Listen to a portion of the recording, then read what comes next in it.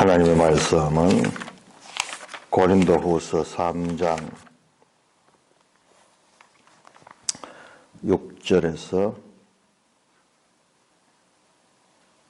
11절까지 고린도후서 3장 6절에서 11절까지 교독합니다. 그가 또한 우리를 새 언약의 일꾼 되기에 만족하게 하셨으니 율법 조문으로 하지 아니하고 오직 영으로 함이니 율법 조문은 죽이는 것이요 영은 살리는 것이니라. 돌에서 서새긴 죽지 않은 율법 조문의 직분도 영광이 있어 이스라엘 자손들은 모세의 얼굴의 없어질 영광 때문에도 그 얼굴을 주목하지 못하였거든. 하물며 영의 직분은 더욱 영광이 있지 아니하겠느냐.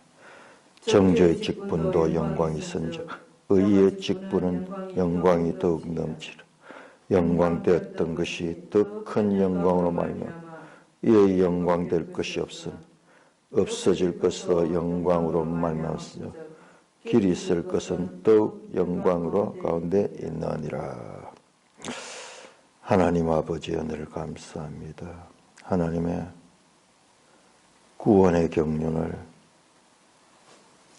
잘 찾아내어 깨닫게 하여 주시옵소서. 우리 주 예수 그리스도의 이름으로 감사하며 기도드리옵나이다.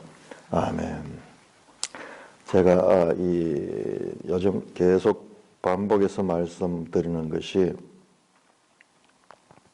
저도 이제 깨달아가고 있는데 하나님 말씀은 참 불친절하다. 그냥 나열되어 있지 설명을 하고 있지 않아요. 그 소제목을 그래서 요즘 현대교회 성경에도 소제목을 붙이고 뭐 이렇게 해서 조금이라도 더 내용을 잘 알 수 있도록 그렇게 합니다. 만약 이런 것이 어느 단락을 꺼내야 될지 어디서 어디까지가 한 단락이 되는지 그걸 알지 못해요. 장절로 나눠줬지만은 이 장절이 완전하지 못해요. 어떨 때는 보면 이 장절 나누는 것이 과거에는 통했는데 지금 더 성경을 깨닫고 보니까는 이 장절 때문에 오히려 하나님의 말씀을 깨닫는데 방해를 받을 때도 있습니다. 대체적으로 좋지만은 그래서 그 기록된 말씀 하나님 주신 것을 찾아내는 것은 사람에게 맡겼다 하는 거예요. 그 성경 해석은 교회 역사를 통해서 교회에 맡겨진 아주 중요한 그와 같은 직임이에요. 교회에 가르치는 자들, 바울 같은 사람은 교사고 사도고 교사거든요. 신학자들입니다. 그래서 그것을 단락을 나누고 그리고 흩어져 있는 뜻을 모두어서 정리하지 아니하면은 성경은 아무리 읽어도 깨워지지 아니하는 구슬처럼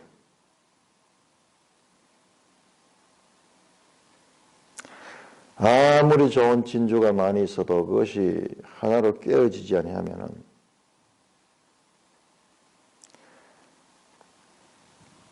귀한 보석의 역할을 하기가 힘들듯이 그냥 뭐 집을 어지럽히는 그런 것이 될 수밖에 없어. 하나로 깨어서 하면은 아주 값비싼 가치 있는 그와 같은 목걸이가 될 수 있지만은 그래서 이 성경을 정리하고 깨어내는 그런 사역들을 교회는 계속 해가면서 오늘날 우리 시대는 그런 면에서는 엄청난 앞선 시대의 해석에 도움을 받고 있다. 출발부터 도움을 받고 있습니다. 장절 나눈 것만 해도 신약 구약 이렇게 나눠 가지고 장절 나눴는 것만 해도 엄청난 도움을 받고 있는 거예요. 이게 그냥 뚝딱 이런 책으로 주어진 게 아니에요.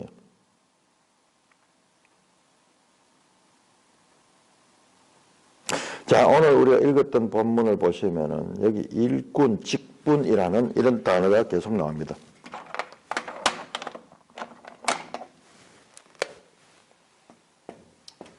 일꾼이고, 그 다음에 영의 직분, 의의 직분, 이 디카이노스 하는데 이게 자신이 그 집사 같은 그런 뜻이에요. 섬기는 자, 일하는 일꾼이에요. 그러니까 이 직분, 자신이 맡은 일, 이것도 마찬가지로 일꾼이잖아요. 자기가 일하는 그와 같은 분야, 직분. 유난히 고린도 전후에서는 이와 같은 바울이 자신의 직분에 대해서 많이 소개합니다. 제일 먼저 나온 게 사도예요, 사도. 사도직입니다. 사도직이고. 그 다음에 고린도 전서 4장 1절에 보면은 바울은 자신을 그리스도의 일꾼이고 하나님의 비밀을 맡은 자라. 맡은 자, 이것도 전부 다 직분이에요, 직분. 직분을 가지고, 일꾼. 전부, 유달리 이 고린도서에는 그와 같은 표현들이 많이 나옵니다.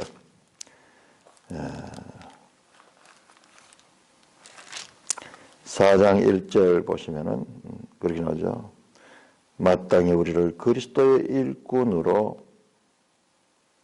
일꾼이요 하나님의 비밀을 맡은 자이다. 그리고 2절에 맡은 자에게 맡은 자 전부 직분자를 가르치죠. 맡은 자 전부 직분입니다. 직분, 일꾼, 맡은 자 전부 같은 의미를 가지고 있습니다. 특별한 바울이 맡은 일이 있다는 것을 우리가 알아야 돼요. 이걸 그냥 하나의 이 관용어처럼 우리가 보면서 이 말씀이 가지는 무게를 우리가 놓쳐버리는 경우가 많습니다.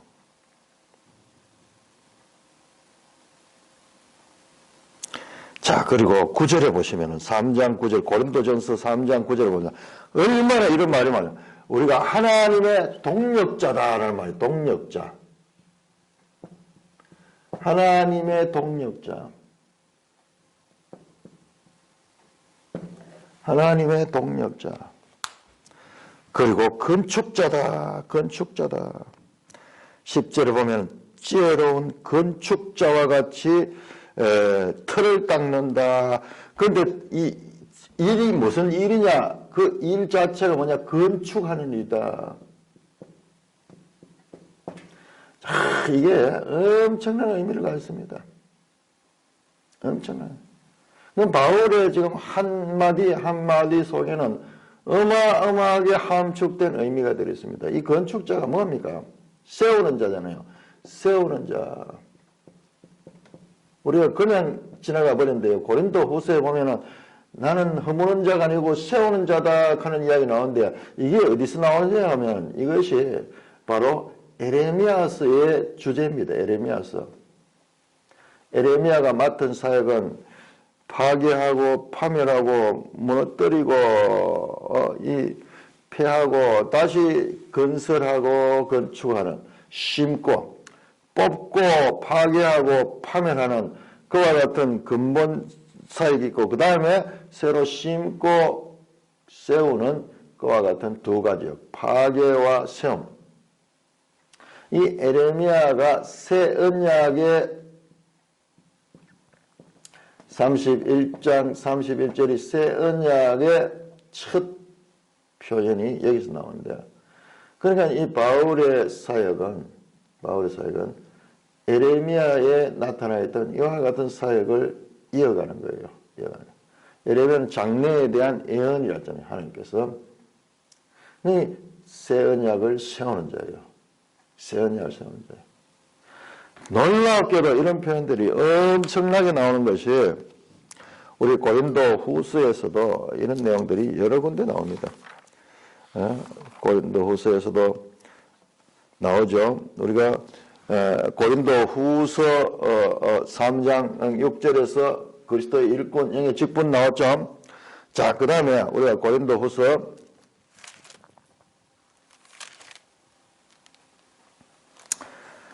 5장 한번 보죠. 5장. 고린도 후서 5장.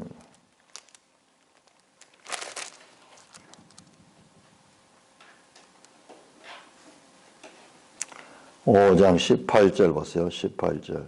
유명한 말씀입니다. 5장 17절. 누구든지 그리스도 안에 있으면 새로운 피조물이다. 이전 것을 지나신 보라 새 것이 되었다. 모든 것이 하나님께서 났으며 그가 그리스도로 말미암아 우리를 자기와 화목하게 하시고 또한 우리에게 화목하게 하는 직분을 주셨다. 화목하게 하는 직분.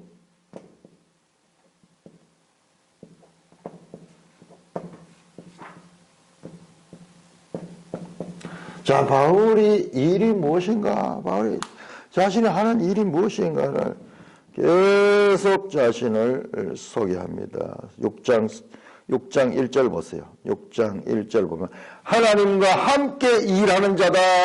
여기 고린도 전서에 나왔던 하나님의 동력자와 같은 이야기니까 하나님과 함께 일하는 자.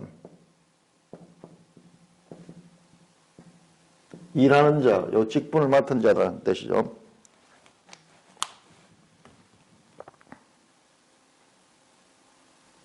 (6장 3절에도) 우리가 이 직분이 비방받지 않으려고 이 직분, 하나님과 함께 일하는 것과 같은 직분을 말씀하고 있습니다. 그 다음에 11장을 보면 11장 2절에 내가 너희를 정결한 처녀로 한 남편 그렇게 중매한다. 중매하는 사역을 한다. 중매하는 일. 그 일이 뭐냐? 중매자예요. 중매자. 그리스도와 교회를 결혼하게 하는 그런 어떤 중매 역할을 하는 사역이 자신의 일이다. 자신의 일이다. 그래서 자신이요, 이와 같은 사역을 강조합니다. 일꾼되고 직분되고 그렇게 자신의 하는 이 사역들을 강조하면서 반대로요, 거짓 직분자 있어. 거짓 사탄의 일꾼.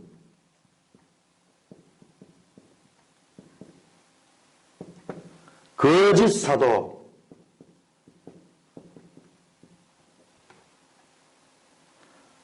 이렇게 바울을 대적하는 자들에 대해서도 이 직분을 이야기하는 거예요. 그러니까는 직분에 대한 도전이에요. 직분에 대한 도전. 사탄의 일꾼, 거짓 사도요. 이와 같은 자들이 이 바울의 직분에 대한 도전하는 겁니다. 자, 그래서 우리는 여기에서 아주 중요한 것을 알게 되는데, 자, 우리 88쪽으로 돌아갑니다. 88쪽 오늘 2번 사도 해놓고 그리스도의 고난과 자발적 연약함을 소유한 사람이다. 그렇게 말씀을 했는데, 우리가 사도에 대해서 사도는 누구냐?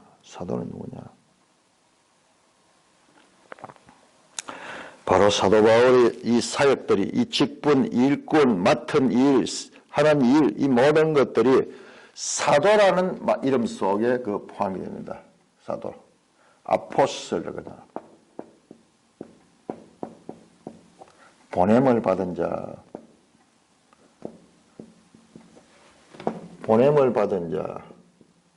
그러니까 뭘 하러 보냄을 받나? 바로 이 일을 하러 보냄을 받는 거예요. 이 일을 하거든요.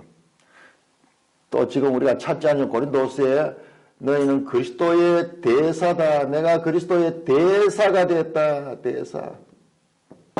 그 다음에 냄새다. 냄새. 야, 이게 중요한 이야기예요. 이 냄새가요. 이 냄새가 하나에게는 생명의 냄새고 다른 하나는 사망의 냄새예요. 바울을 바르게 받아들인 자는 생명에서 생명을 이루는 자가 되고, 그리고 그것을 거부한 자는 사망에서 사망으로 이룬 자입니다. 고린도후서에서는 이렇게 바울이 자신의 직분에 대해서, 자신의 사역에 대해서 이모저모로 드러내면서 자신을 소개하고 있는 것이, 이게 왜 그러냐 그러면요, 이게 바로 바울은 사도라는 거예요. 사도. 자, 우리는 사도에 대해서 제대로 알지 못하는 거예요. 사도가 뭔가? 사도는요, 그냥 교회 시대에 우리가 똑같은 그와 같은 성도들이 아니고, 사도들은 구약의 선지자들과 같은 반열에 있습니다. 아니, 구약의 선지자보다도 더 중요한 사역을 담당하는 그와 같은 자들입니다. 그래서 우리가 예배 드릴 적에 사도신경을 해요. 사도들의 가르침에 기초한 그와 같은 믿음 고백을 합니다. 이게 교회의 기초예요, 기초. 그것을 고백을 하면서도 그 의미를 잘 모르기 때문에 그냥 형식적으로 그렇게 지나가는 경우가 많은데, 우리는 사도들의 이 신앙 고백 위에 그 하나님의 교회를 세워가는 자들입니다. 그 사도들의 가르침을 우리가 이어가는 자들입니다라는 고백이에요. 참교회의 표지입니다. 참교회의 표지. 우리 인간에 대해서는 과대 해석해서는 안 돼요. 인간은 항상 법을 가지고 있어도 그 법을 잘 지키지를 못하고, 그리고 그 처음에 가졌던 그 뜻을 흐리기 쉽습니다. 인간은 연약한 존재예요. 선배가 가졌던 그 생각들이 후배로 오면 완전히 바뀌어버려요. 좀 더 지나면 완전히 바뀌어버려요. 그렇기 때문에 사도신경을 통해서 고백을 하면서 그 사도들의 가르침에서 벗어나지 않는 그와 같은 교회를 가지기 위해서 계속 고백하는 것이고, 성찬도 사실은 거기가 가장 중요한 의미가 있습니다. 성찬도. 우리는 지금도 그 그리스도의 피와 살이 흐르는 그 그리스도의 교회라는 것을 나타내는 그 정체성을 잊지 않기 위한 그와 같은 표징이에요. 그렇지만은 입술로 고백을 하고 행위로 의식은 하지만은 그 뜻을 새기지 못하는 경우가 얼마나 많은지 몰라요. 그러기 위해서는 우리가 바르게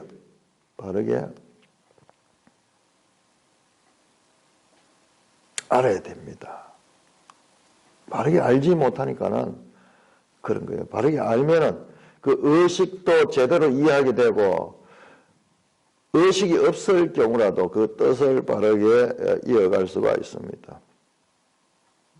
의식이 뜻을 깨우치는 그와 같은 도구예요. 우리 연약함을 하나님 알기 때문에 우리가 예배를 몇 달 동안 드리지 않고 그렇게 해버리면 믿음이 다 떨어져 버려요. 믿음이 다 떨어져 버려요. 그래서 모여서 또 다시 새롭게 하고 또 흩어지고 또 모이고 이와 같은 것을 평생 반복해야 되는 그와 같은 연약한 존재가 우리 인생입니다. 자, 사도가 얼마나 중요한가? 자, 이거 보세요. 엄청나게 고린도 전후에서는 바울의 일에 대해서, 바울이 맡은 일이 무엇인가를 강조하고, 맡은 일이 건축하는 일이고 그리스도와 중매하는 일이고 하나님과 동력하는 그와 같은 일꾼이라는 것을 그렇게 강조했습니다. 자, 우리가 제일 부족한 부분이 이 부분이 신약에서 우리가 오히려 구약보다도, 구약은 어느 정도 정리가 됐는데 신약이 약한 부분이 바로 사도시대에 대한 정의입니다. 사도행전은요, 사도시대의 사건이에요. 사도시대의 사건.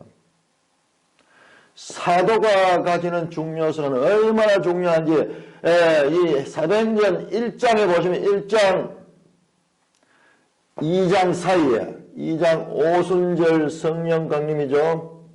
오순절 성령 강림 사이에 어떤 사건이 나오냐 그러면 예수님이 성천하신 다음에 여기에 뭐가 나오냐면 12사도가 완성되는 이야기 나와요. 가룟 유다가 빠져버렸는데 그 가룟 유다를 대신할 그와 같은 서로 마띠아를 채우죠. 마띠아를. 그래서 12사도의 수를 채운 다음에 오순절 성령이 강림합니다. 이건 엄청나게 중요한 일이에요. 이게 무엇과 평행이 되냐 그러면은 과거에 하나님께서 이스라엘 백성 12지파와 12지파를 통해 가지고 뭘 세웠냐? 이스라엘을 세웠어요. 이스라엘을 세우기 전에 12지파를 완성을 합니다. 12지파를 완성해서 그래서 계속 인구 조사가 나와요. 인구 조사. 12지파가 나와요. 지금. 그래서 움직임도 다 12지파를 중심으로 그렇게 움직인대요. 12지파를 완성하시고 이스라엘을 만들듯이 12사도를 완성하시고 뭘 만드냐? 교회를 만들어요. 교회. 이스라엘 시대죠. 이스라엘 시대. 이걸 왕정 시대가 할 수 있죠. 왕정 시대. 아니 그 이전까지 사사기부터 사사시대부터 다 여기 포함됩니다. 사사시대부터 왕정시대까지 이스라엘 모든 역사가 이 12지파로부터 시작이 됩니다. 그래서 가나안 땅을 정복해가지고 제일 먼저 12지파에게 땅을 분배하는 일을 하잖아요. 구약에 어마어마한 웅장한 드라마로 나오죠. 12아들부터 시작해가지고 그 야곱의 12아들들이 애굽에 들어가고 뭐 그렇게 세월이 지나가지고 나중에 12지파로 이렇게 나누어가지고 그렇게 이제 이 행진을 하고 그 다음에 땅을 정복했을 때도 12지파로 땅을 나눠 정복하는 그렇게 복잡하고 이렇게 웅장하게 어마어마한 인구가 등장하는 그와 같은 개념이에요. 그래서 이스라엘은 나라를 만들었지만은 신약은 그보다 훨씬 단순합니다. 12명. 예수님이 사역하실 때 복음서는 제일 먼저 12제자를 부릅니다. 그리고 교회를 세우기 직전에 결혼된 12지파를 보완을 해서 12사도로 시작합니다. 그것이 바로 교회 시대의 출발이고 12지파를 통해서 이스라엘 나라의 시작입니다. 규모로 보면은 어마어마하게 축소된 내용이지만은 그 가지고 있는 그 다이나믹한 폭발력, 잠재력은 이 이스라엘보다 훨씬 더 큽니다. 그래서 성경의 끝이 뭡니까? 12사도의 기초석이 나오죠, 기초석. 12지파의 문이 나오죠. 12문이 나오죠, 문이. 궁극적으로는 성경이 우리에게 말하는 것. 이게 새 예루살렘 성이에요.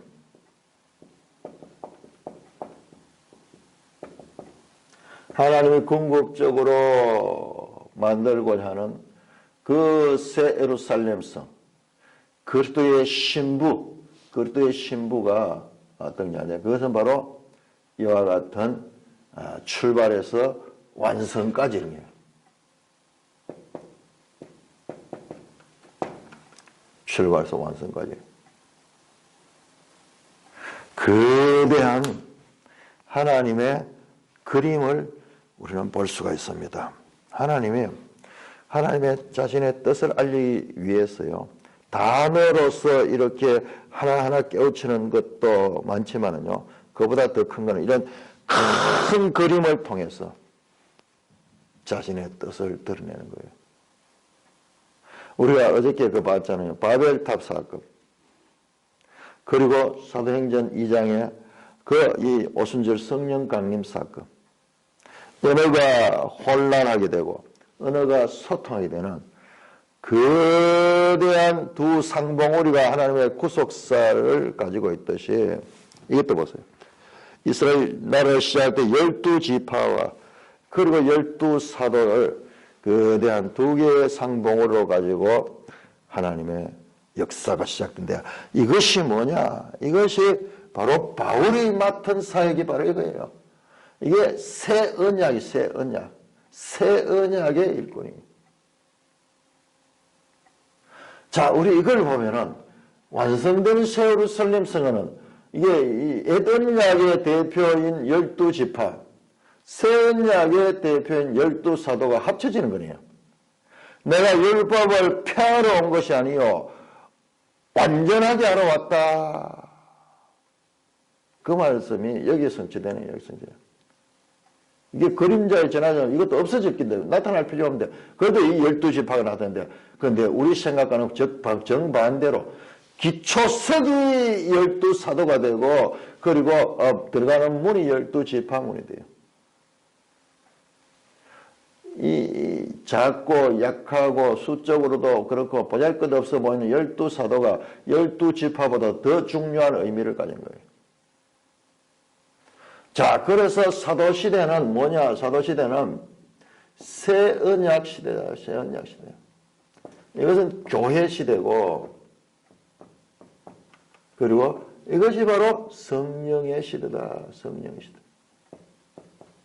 동전에 양면이 아니라 직육면체의 단면처럼 이런 모든 것들은 다 이게 예수 그리스도로 통해서 성취된 것이고 이 모든 것들이 직육면체 안에 한 면이듯이 그렇게 다 이게 같은 이야기를 가지고 있습니다. 사도가 가지고 있는 이 중요성. 그래서 우리는 시대를 구분할 줄 알아야 됩니다. 자, 사도시대와 그리고 보편교회 시대요.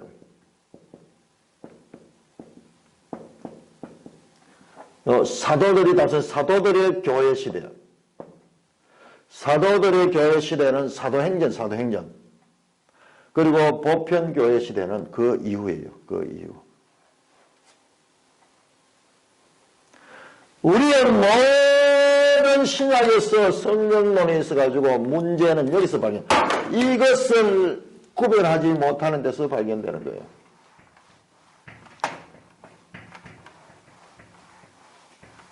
사도들의 사역과 보편교회에 일어나는 사역들을 지금 동일시켜. 물론 공유적인 것도 있고 비공유적인 것도 있어요. 사도시대와 보편교회 시대 동일하게 이어지는 것도 있습니다만 그러나 사도시대는 우리가 분명히 하는 게 사도시대는 특별 시대예요. 특별. 보편시대는 일반 시대. 특별한 시대와 보편적인 일반 시대는 다릅니다. 이것은 역사 가운데 한 시간, 한 지점, 특별한 것과 같은 데 있고 이것은 일반적. 우리는 거의 대부분 일반적인 것과 같은 생활 속에 살아가고 있습니다.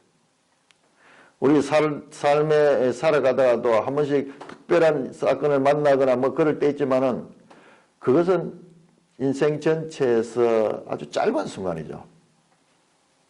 예를 들어서 우리가 결혼식 하는 날, 그날 잔치하는 날이고, 그날 기쁜 날이고인데, 그 일생이 결혼식 아니잖아요. 결혼식은 그 일생에서 한 번 있는 날이지, 그게 매일 결혼식 있는 날은 아니거든요.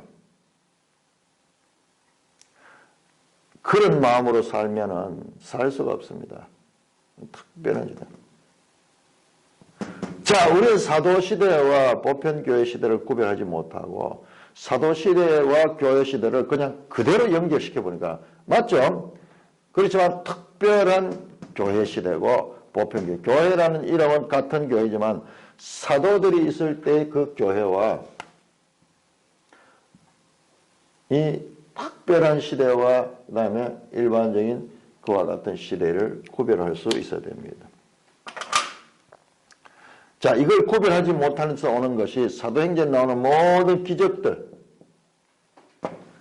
그와 같은 기적들이 그대로 연결돼, 그대로 오늘날도 연결돼요. 이거 아니에요, 아니에요.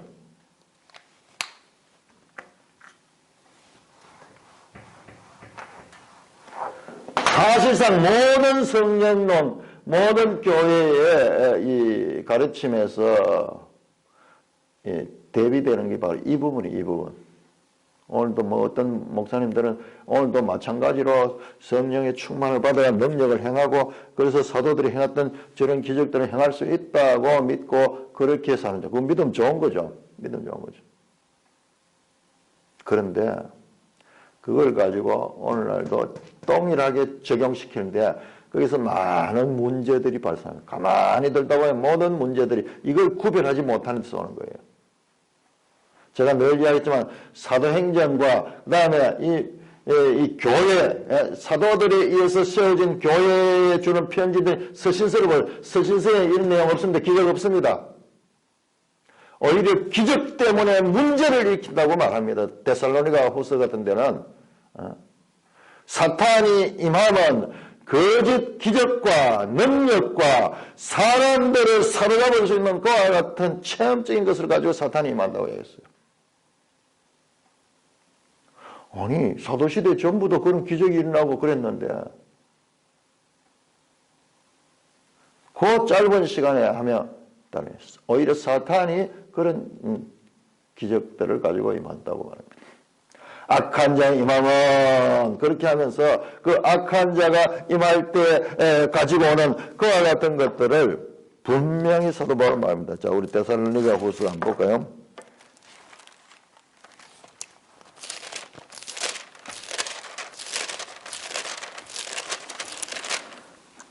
데살로니가 후서 2장 9절 악한 자의 나타남은 어떻게 나타나 사탄의 활동을 따라 모든 능력과 표적과 거짓 기적과 불의의 모든 속임으로 멸망하는 자들이 있으니 이는 그들이 진리의 사랑을 받지 못함으로 구원을 받으니라. 이러므로 하나님이 미혹의 역사를 벌사 거짓 것을 믿게 하는 자 진리를 믿지 않고 불의를 좋아하는 모든 자로 하여금 심판을 받게 하느라. 정달해요. 베드로도 막 기적을 행하고 막 그렇게 많이 했는데 자, 이것이 이제 교회에 주는 편지에서는 다릅니다. 왜 모순되지? 아니, 복음서와 사도행전이 전부 기적과 능력으로 그렇게 나타나는데 왜 여기서는 그것을 악한 자가 행한다고 말하고 있을까? 그게 바로 이 차이. 특별한 시대에 하나님께서 특별하게 사용하셨던 그와 같은 능력과 그리고 보편교회 시대에 그런 것들이 그건 뭐 하나님의 자유겠지만 그런 것들이 보편적으로는 없다는 거예요. 오히려 반대로 이런 일이 일어나면 일어날수록 이것은 악한 자, 사탄의 사역일 수 있는 가능성이 많다는 것을 명확하게 가르치고 있는 거죠. 오히려 이런데 미혹되는 자들은 진리가 없는 자이기 때문에 그들은 바로 그것으로 말미암아 심판받게 된다는 것입니다.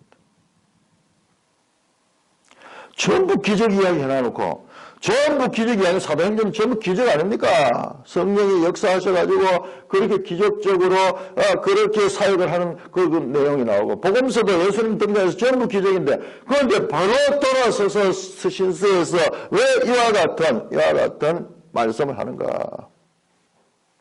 이게 바로 이와 같은 차이가 있다는 거예요. 사도시대와 예수님 시대와 사도시대는 역사의 특별한 시대고 그 다음에 그 이후 세워진 교회 시대는 일반 시대입니다. 우리가 이것을 잘 구분하지 못하는 거예요. 그래서 여기에서 제일 문제는 거짓이에요. 거짓. 속이는 자들. 거짓하는 자들 어떻게 능력으로 나타나는 거예요. 다른 것을 가르쳐, 다른 것, 그리스도 말고 다른 것을 가르쳐, 다른 복음을 가르쳐, 다른 교훈을 가르칩니다.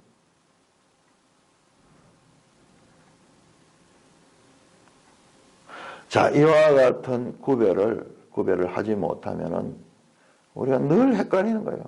늘 헷갈려.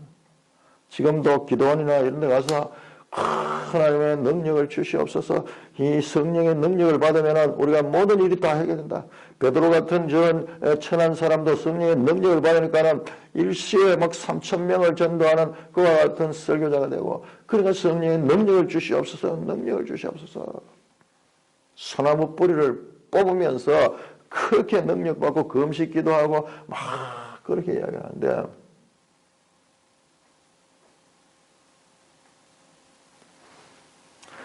진리의 말씀을 사랑하라 그러는 거죠. 이런 거 아니에요. 이런 거 아니고, 진리의 말씀을 사랑하지 않으면 그걸 구하게 된다는 거예요. 지금 명확하게 성경 말씀을 보면은 그들은 진리의 사랑을 받지 않아요. 구원함을 받지 못한다. 이러므로 하나님이 미혹의 역사를 그들에게 보여 거짓 것을 믿게 하는군요. 그들이 진리를 믿지 않고 불의를 좋아하는 모든 자는 심판을 받게 하랍니다. 교회 안에 얼마나 많은 미혹이 있는가. 교회 역사를 돌이켜보면 이 실감이 나는 거예요. 실감이. 제대로 진리에 서 있는 교회 시대는 참으로 찾기 힘들고 거의 대부분이 이와 같은 미혹의 역사를 쫓는 그런 것들이 대세를 이루는 경우가 얼마나 많은지 알지 못합니다.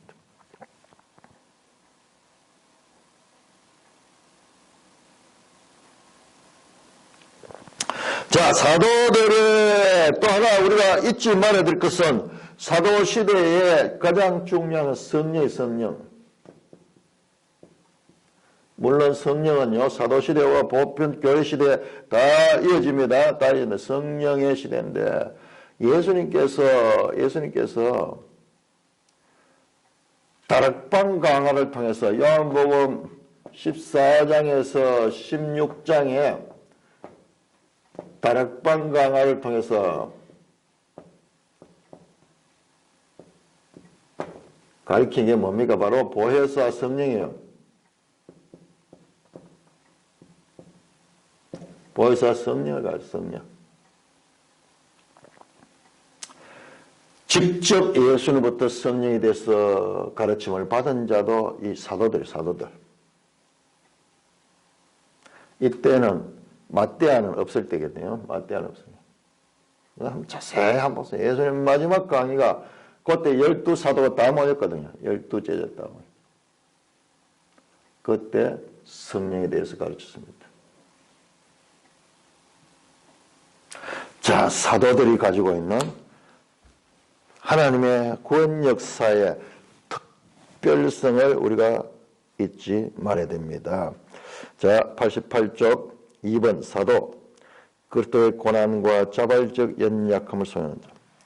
바울은 자신이 바로 이 하나님의 선교를 위해 부름받았다는 사실을 선명하게 인식하겠다. 그래서 계속 내가 일꾼이고 직분자고 맡은 자고 건축자고 중매자고 자신에 대해서 계속 고린도전서를 통해 가지고 자신의 직임을 사도고 예수 그리스도로 말미암아 사도된 나 바울은, 그러면서 자신의 직임을 분명하게 인정해요. 선명하게 했다. 나는 새 언약의 일꾼이다. 새 언약의 일꾼이다. 다시 한번 말씀드립니다. 자, 새 언약이라는 이 단어가 하나 나오는 것만 해도 엄청난 거, 지금 이게 지금 다 성령과 연결되는 거예요. 신명기 30장 6절에서 마음의 할례를 위해서, 마음의 할례가 되면은 이게 바로 순종할 수 있어요.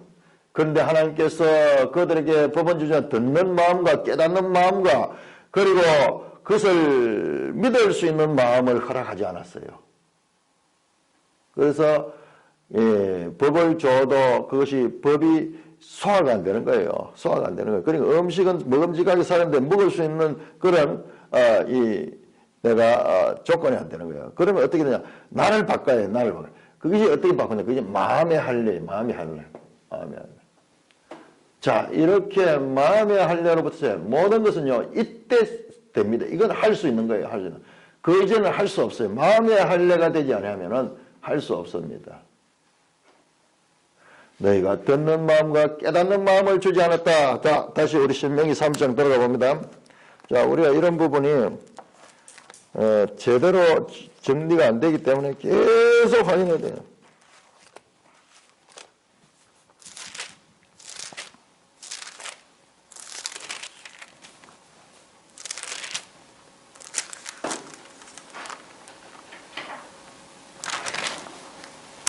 자, 29장을 보세요. 신명기 29장 4절. 3절, 4절. 곧 그 큰 시험과 이적과 큰 기사를 내 눈으로 보았느니라. 그러나 깨닫는 마음과 보는 눈과 듣는 귀는 오늘까지 여호와께서 너에게 주지 않았느니라. 깨닫는 마음과 보는 눈과 듣는 귀는 누가 하나님께서 주시는 거예요. 하나님께서 주시는 거예요. 기적을 다 체험하고 경험했지만 그러나 깨닫는 마음과 보는 눈과 듣는 귀, 눈이 있어도 보지 못하고 귀가 있어도 듣지 못하고 깨닫지 못하는 그 모든 이야기들이 뭐냐? 문제가 어디 있냐? 사람한테 있는 거예요. 그런데 하나님께서 깨닫는 마음과 듣는 귀와 그리고 보는 눈을 주시는 게 뭐냐? 이 마음의 할례를 행해가지고 성령으로 그들을 바꾸시는 거예요. 30장 보세요. 30장 6절.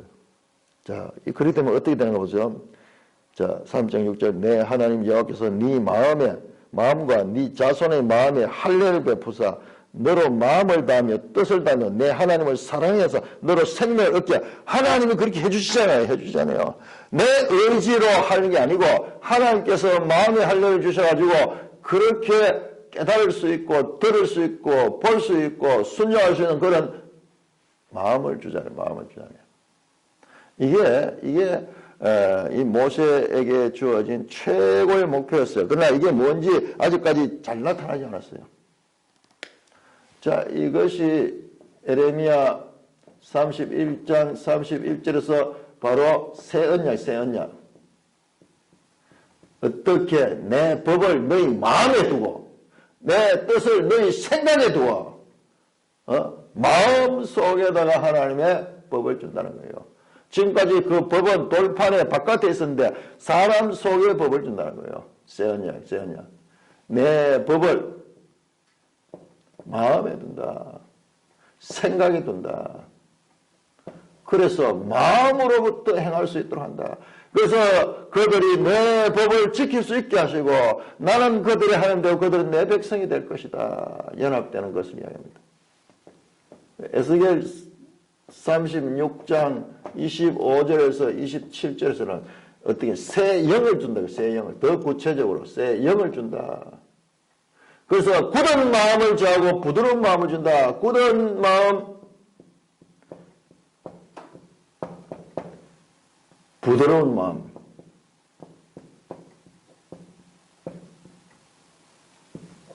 깨달을 수 있도록 하네. 이게 전부 같으면. 지금 이와 같이 모세로부터 선자들로 통해서 약속해온 그와 같은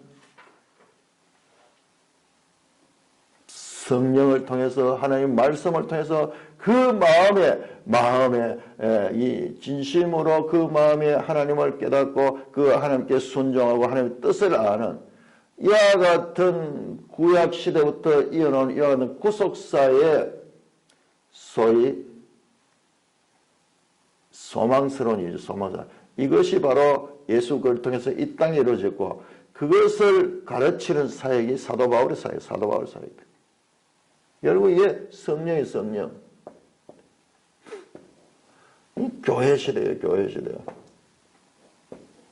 교회는 어떻게 사도들의 터 위에 서있다. 사도들의 터 위에 서있다.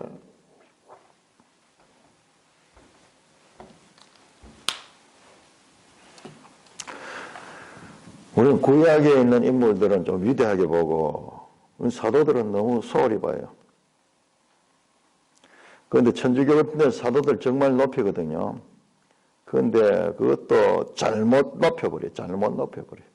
사도들을 성인으로 만들어가지고 그래가지고 신적인 권위를 하는데 제대로 알지 못해. 하나는 과잉하게 그렇게 높이고 하나는 과소평가하는 거예요. 하나님의 뜻은 과소평가해도 안 되지만 과잉평가, 과대평가해도 안 됩니다.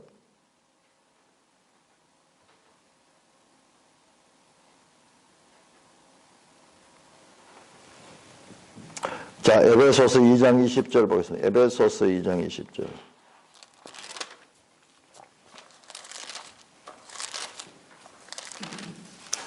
에베소서 2장 20절입니다. 너희는 사도들과 선지자들의 터 위에 세우심을 입은 자라. 그리스도 예수께서 친히 모퉁이 돌이 됐다. 그 안에서 건물마다 서로 연결하여 주 안에 성전이 되고 너희도 성령 안에서 하나님이 거하실 처소가 되기 위하여 그리스도 예수 안에서 함께 지어져 가느니라. 건축하는 건축. 교회입니다. 교회. 이 교회의 이 터가 뭐냐? 바로 사도들과 선지자들의 터다는 거예요. 이 선지자가 누구냐? 지금 해석이 되네요. 신약시대도 선지자 있지만은 이 선지자는 바로 이 구약의 이 선지자들과 사도들이 그 뜻이 연결되잖아요.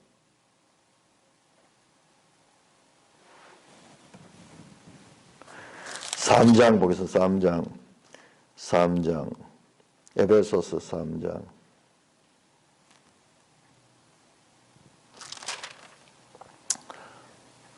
3장 6절부터 이는 이방인들을 복음으로 말미암아 그리스도 예수 안에서 함께 상속되고 함께 지체가 되고 함께 약속이 참여하라. 자, 이 시대는 또한 이방인이 참여하는 이방인이 교회에 참여하는 정육면체. 동전의 양면이 아니고 이 모든 것들이 성령의 시대, 교회 시대, 사도 시대, 이방인들이 함께 참여하는 그리고 모든 자들이 제사장들, 만인 제사장들은 모든 것이다. 전부 이 같은 이야기입니다. 같은 이야기.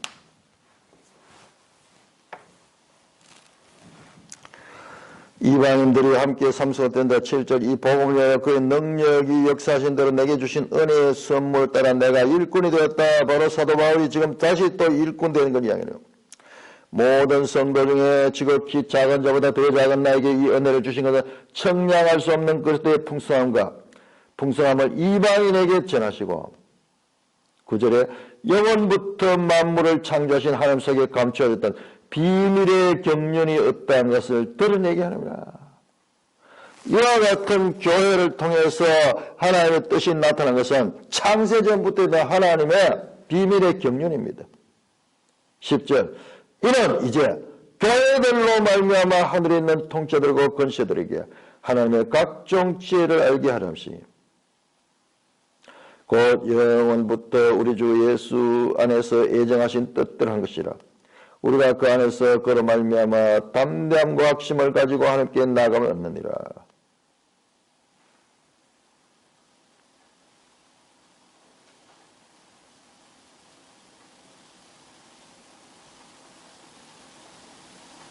오절은 이제 그의 거룩한 사도들과 선지자들에게 성령으로 나타내신 것 같이 다른 세대에서는 사람의 아들들에게 알리지 않았으니 자, 이 사도들 시대와 다른 세대를 구별합니다. 사도들 시대와 다른 세대를 구별하고 있어요.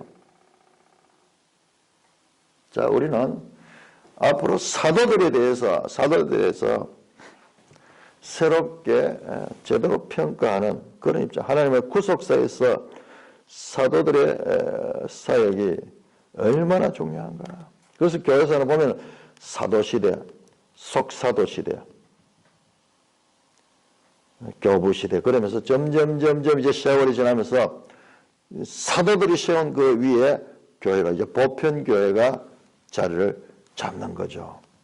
자, 오늘 20세기, 21세기를 살고 있는 우리 교회는 뭐예요? 우리 교회는 바로 이 사도들의 터 위에 세워진 교회다.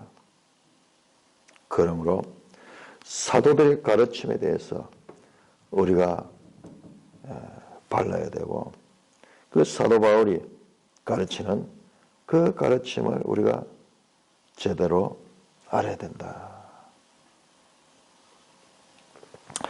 그렇다면 바울이 그리스도의 진정한 사도임을 보여주는 표지가 있는가? 근데 사도 바울은 좀 문제가 있죠. 다른 사도들은 예수님의 제자인데 바울은 예수님의 친제자가 아니에요. 그래서 이것 때문에 바울의 사도권에 대한 논쟁이, 그리고 공격이 바울 서신을 보면 계속 있어 왔다는 것을 우리가 엿볼 수가 있습니다. 자, 우리 다시 한번 사도행전 한번 정리해보죠. 사도행전 1장에서 12장까지는 베드로가 중심이 되고 13장에서 나머지 28장에는 바울이 중심이 되는데, 바울을 우리가 이방인의 사도라고 이야기하는데 바울 스스로도 그렇게 이야기하죠. 그렇지만 이방인들도 처음 복음을 받은 것은 베드로에 의해서 받았습니다. 고넬료 가정이죠. 그렇게 받았지만은, 그렇지만 이제 바울은 전도 여행을 다니면서 전적으로 그건 이방인 사도에 전념했죠. 전념하고. 그래서 이방인 사도라고. 그 베드로는 그 예루살렘 교회와, 그리고 베드로도 나중에는 이방인들을 위한 사역들을 했습니다. 근데 자, 이 사람 둘이, 자, 오순절 성령 강림 때요, 12사람이 같이 있어요. 12제자가 같이 있습니다. 그러나 우리 성경에 그 12제자들의 행적을 다 기록하고 있잖아요. 12사도죠. 12사도 했지만 그 행적이에요. 대표로 누구냐? 베드로와 그 다음에 바울, 이 두 분의 사역을 통해 가지고 나머지 11사도들의 사역은 성경에 기록하지 않지만 그 사역들도 전부 다 이 일을 했네요. 그래서 이 사도들이 교회를 세우려고 이들은 예수님부터 제대로 성령에 대해서도 배우고 교회 시대의 기초를 닦을 수 있는 그런 가르침을 받은 자들입니다.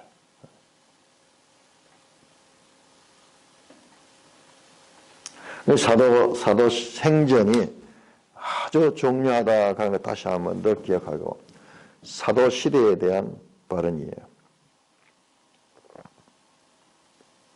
그러니까는 자기들이 사도라 그렇게 하면서 거짓 사도들이 바울 시대에도 활동을 많이 했다. 거짓 교사들이 자신들의 능력과 외모, 지위와 배경을 정할 때 바울은 복음에 합당히 살아온 자신의 삶을 사도된 증거로 제시한다. 편지 전체를 통해 바울이 자신의 인격과 삶의 진정성에 대해서 누누이 이야기하는 이유는 복음이 복음을 구현한 삶을 통해서 가장 강력하게 전파되기 때문이다.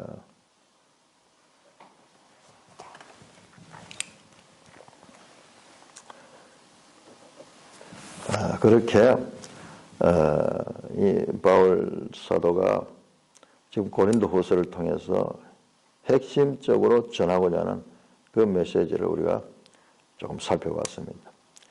자, 먼저 이와 같은 사도 시대와 그리고 보편 교회 시대, 우리 교회 시대를 어떻게 구별할 수 있어야 되느냐? 연속성도 있고 확연한 차이점도 있다. 차이점 중에 대표적인 게요, 보편 교회 시대는 물론 이제 초창기에는 그런 게 없었지만은 성경이 완성이 됩니다. 성경이 완성이 돼요. 성령은 진리의 영으로서요, 성경이 모든 걸 가리킵니다. 그러나 사도 시대만 해도 직접 계시가 많이 있었어요. 그와 같은 차이도 있고,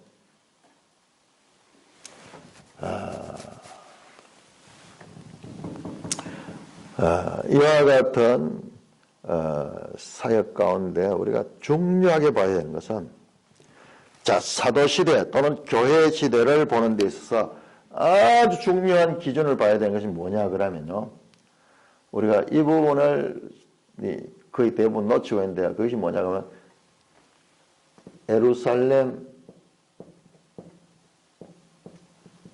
성전 파괴입니다. 예루살렘 성전 파괴입니다. AD 70년. 이 사건이 가지는 의미가 얼마나 큰가. 예수님께서 이 성전을 흘러 살만에 세우리라. 그리고 예수님께서 마태복음 24장에서 이 성전을 내려다보면 이 돌들이 하나도 남지 않고 돌 위에 돌이 남지 않고 무너지다. 제자들이 깜짝 놀라는 이야기였죠. 우리 신약에서 성전이 파괴됐다는 나오는 말은 없어요. 예수님 시대에도 파괴되지 않았을까. 그건 예수님이 예언했죠. 이 사건은 참으로 중요한 사건이에요. 중요한 사건. 이게 뭐냐? 우리가 이제 다음 달부터 역대기를 공부하는데, 역대기의 주제가 뭐냐? 성전이 성전. 성전은 솔로몬 성전부터 시작해서, 이제 솔로몬 성전부터 시작됩니다. 역대하. 성전이 얼마나 중요하게 다뤄졌는가. 그 성전 이야기가 1차적으로 바벨론에서 파괴됐죠. 그 다음에 스룹바벨 성전을 세웠지만 그것도 나중에 파괴됩니다. 그래서 지금 예루살렘에다 헤롯 성전을 세우고 있어요. 헤롯 성전을 세웠다. 그러나 이 헤롯 성전도 파괴됩니다. 철저하게 파괴돼야 돼. 왜? 새로운 성전 시대가 왔기 때문에. 자, 이게 또 새 성전입니다. 새 성전으로 연결됩니다. 전부 이게 정육면체. 새 성전으로. 신명성전. 너희가 성령의 전인지 알지 못하느냐. 이와 같은 구약의 이와 같은 잔재들이 완전히 시각적으로 파괴시키고 그리고 새로운 성전 시대를 열어가는 그 같은 내용이 있는 것이고, 사도의 사역은 이와 같은 사역에 그 초점이 있다. 오늘날 우리 교회 안에서도 이 사도 시대를 직접 우리 시대로 끌어당겨 가지고 일반화시키려고 하는 그런 해석이 얼마나 교회 안에 큰 문제를 일으키고 있고 있다 하는 것을 우리가 알지도 못하면서 그렇게 노출되어 있는 거예요. 그렇게 지금 실제적으로 하고 있는 거예요. 그러면서도 그것조차도 깨닫지 못하면서 성경에서 말하니까 성경 때문에 그런 이 엄청난 오류들이 있다 하는 것을 다시 한번 생각하게 됩니다. 그래서 사도행전을 물론 교회 시작점이고 이런 면에서 우리가 많이 받아들여야 되고 배울 점이지만 그 사도행전의 역사가 오늘날 우리에게도 동일하게 나타난다. 이게 믿음 좋은 것이라는 그와 같은 주장을 하면서 그렇게 동일하게 보는 것은 그것은 엄청난 해석상의 문제와 더불어 현재적인 교회의 문제를 일으킵니다. 문제를 일으키는 교회들을 보면 전부 그런 근본적인 성경 해석의 문제에서 나타나는 것을 알 수 있습니다. 찬송가 355장입니다.